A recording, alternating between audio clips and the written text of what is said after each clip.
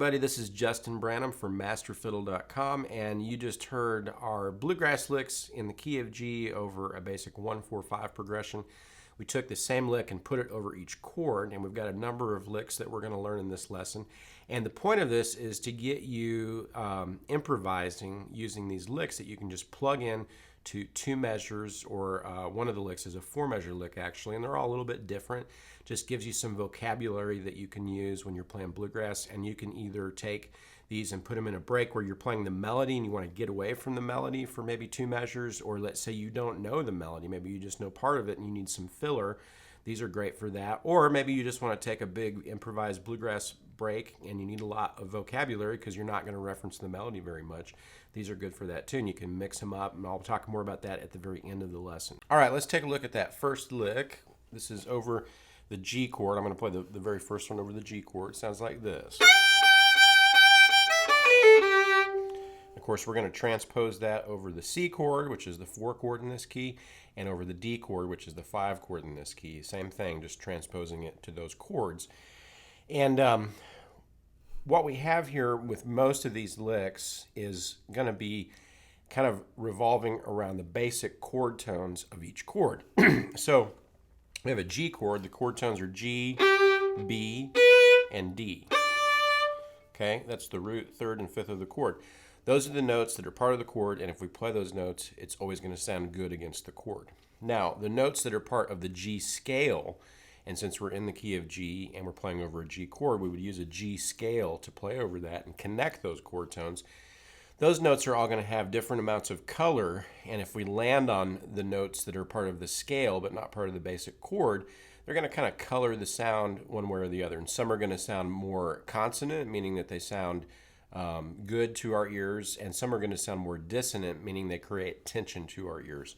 And some are kind of in the middle. But when we play scale notes and we go from one chord tone to the next, they kind of operate more as a passing tone. So that tension is very brief, and it gives us kind of a bridge from one note to the next. So for instance, if I were to go from D down to B with a C note, that's one way I could use the notes of the G scale, with the C note being the 4th note of the scale, to move from D to B. So a lot of these licks are going to have that kind of movement. That's really common in fiddle tunes, and there are certain types of scale movement that we see a lot in fiddle tunes.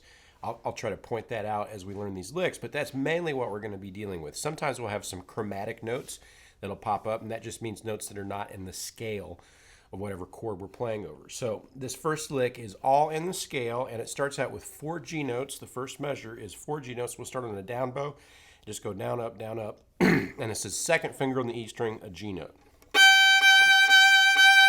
And when you play that, you're going to want to accent each note. So that just means I'm going to dig in a little harder. And I'm also using a little faster vibrato. And this is kind of the way that Kenny Baker would play a lick like this. He would hit maybe the same note over and over 4 times in a row, and then play something after that. And this is not necessarily his lick exactly, but this is sort of the idea of it. So that's our first half, and then we're going to play this.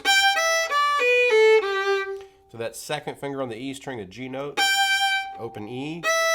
3 note slur here on a down bow, 3rd finger on the A string, a D note, 1st finger B, open A, and then 3rd finger on the D string, a G note. Okay, so that was...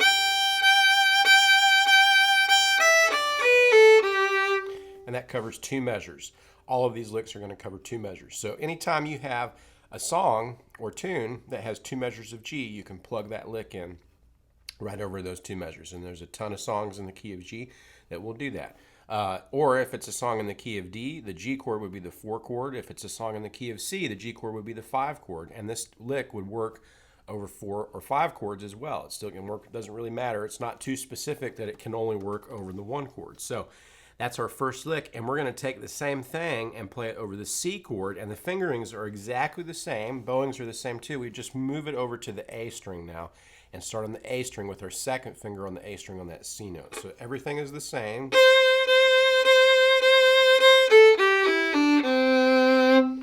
Okay, so now we've got the first 4 measures of our chord sequence here with that same lick being played over both chords. So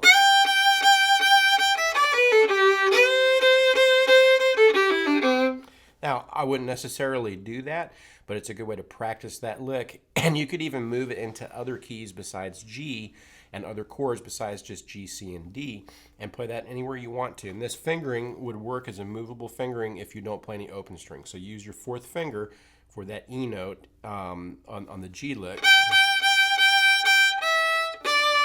And right here, I use my fourth finger for the A note. And I can move that up into different positions. All of these licks, some are easier to do that with than others, can be moved around into different keys that way. Okay, now over the D chord, we're going to have to use a different fingering, but the notes are the same. So same relationship to the chord. So we'll have this. Change the bowing a little bit to make it easier to bow that with the different fingerings and where the string crossings happen. So third finger on the A string on a D note on a down bow. Hit that again. We're going to slur two on an up bow here on the A string. First finger, a B note on the A string, open A. Then second finger on the D string on an F sharp. This is a two note slur on a down bow. To first finger E to open D. So just change the bowing to make that easier to play. And again, all these bowings are optional. You don't have to do it like I've got it written out. It just gives you a good starting point. So now we've got it over G, C, D, and then back to G. And that'd be a good way to practice that so that you can play it over the main chords in the key of G. Of course, you can move it and play it over any chord you want to. That lick is pretty movable, and we've got a second finger version of the lick starting on the second finger and one starting on the third finger, which those are going to be the easiest ways to play that lick. Okay, now we're going to go to lick number 2.